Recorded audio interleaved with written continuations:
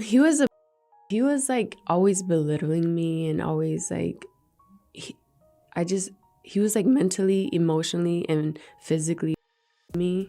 Now, girl, you better sit up for this tea right here because all three of Diddy's freak off girls, Gina Huyn, Young Miami, and Cassie, are finally revealing the bizarre things Diddy had them doing. And those freak offs, and baby, these details are gonna be the nastiest things you've ever heard. It's giving control, it's giving manipulation, and it's giving humiliation ritual. He had them getting tossed around in bed by other men, had them shoving the craziest size toys in their pumpum, and drenching them in urine. According to Gina, Diddy made her terminate multiple pregnancies, and when he was done using her, he dumped her and went in for Young Miami. Apparently, Miami pretty much became the head freak-off queen, and she was in charge of keeping the other girls in order and supplying him with hard substances every time he needed it. But unlike Gina and Miami, Cassie was the only real victim of Diddy. Both Gina and Miami were full-grown women at the time they got with him, and they accepted to be treated this way because of the money he was paying them. We already knew Diddy did Cassie dirty, but when she got on that stand, she revealed even more disturbing details that we didn't know before. One of the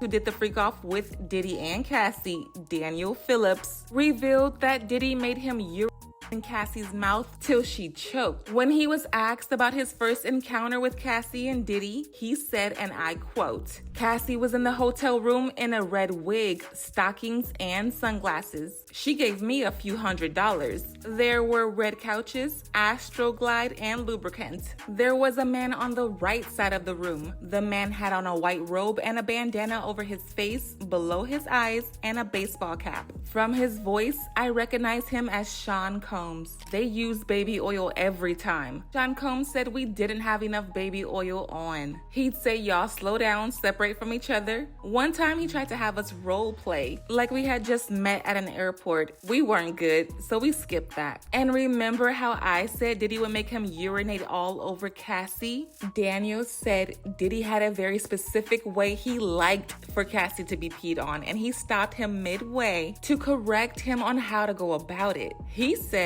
Cassie was actually the one that asked me to urinate on her. They had just come out of the room and she asked me if I had ever done that before, and I said no. And she told me to do it, and apparently I was doing it wrong because they both stopped me and told me that I was supposed to let a little out at a time and not go full, like take a leak on her. When Cassie herself got on the stand, she confirmed everything Daniel said and also added more graphic details, including Diddy's love for having the fluid of the male rubbed on his nipples after they were done releasing it all over her. Sean would want it put on his body in the next room, usually on his nipples. I was an object being heavily objectified by men. Sometimes he would watch it on FaceTime. I was expected to do freak-offs on my period. Too much urine in my mouth. I didn't want anyone to urinate on me. It was disgusting. It was too much. I choked. No one could think I wanted it. Ventura. It was obvious I didn't want to be on the ground being urinated on by two men.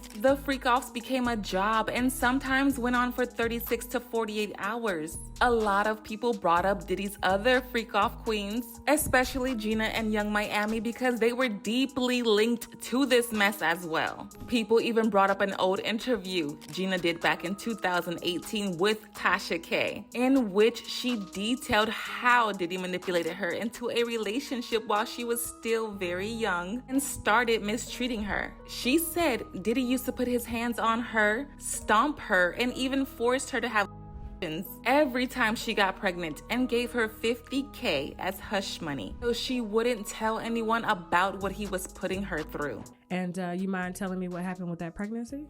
I told him, and he was like, you're gonna get it right. And then I was like, I don't know. I don't know yet. And then he offered me $50,000 to get rid of it, but I turned it down because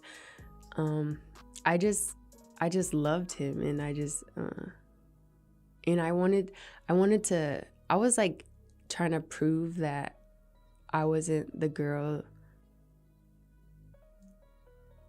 that Was wanted with him for money. Okay. I just care about him. In the beginning, like the first 3.5 years, he was, I mean, like the first 3-4 months, he was really nice. But then after that, he was like always belittling me, and always like, he was like mentally, emotionally, and physically me. He took one of my heels and tried to throw it at me, and then he like mushed my face and like really hard and made my nose bleed. Initially, Gina was putting up with all the mistreatment, but once Diddy popped out with Young Miami, Gina got pressed. Things quickly got messy, but her beef with Young Miami reached its peak when news broke that Diddy was going to be having another child with cybersecurity analyst Dana Tran. Gina posted a shady video of herself and captioned it, "When she beefing with you over a guy, but the whole time he got somebody else pregnant." After Miami saw this, she went off on Gina and made fun of her for allowing Diddy to manipulate her back into a relationship even after he put his hands on her. Miami went as far as bringing up her interview with Tasha K and even making fun of the Diddy forced Gina to have. She said, "Gina, you been down bad ever since I came into the picture. You been crying for a baby for 10 years. Been around as a bee that eat P and D when he feel like it. You a eater. You the same bee that was crying on Tasha K cause you wanted a baby. Poor sushi. You want a baby bee? I have career.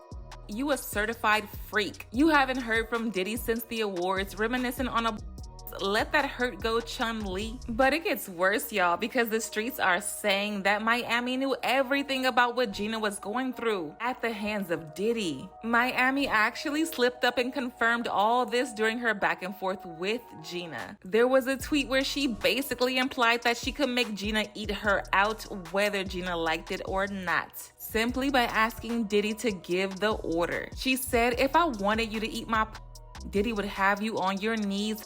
You a eater." People already knew that Miami wasn't a victim like the other girls and that she was a willing participant, but they still didn't expect her to explicitly snitch on herself like this. But then again, people weren't surprised because not too long before this, Miami revealed during an interview with Trina that she received golden showers and she loved them. You know, the same golden showers Cassie was talking about when she said Diddy was making those pee on her till she choked.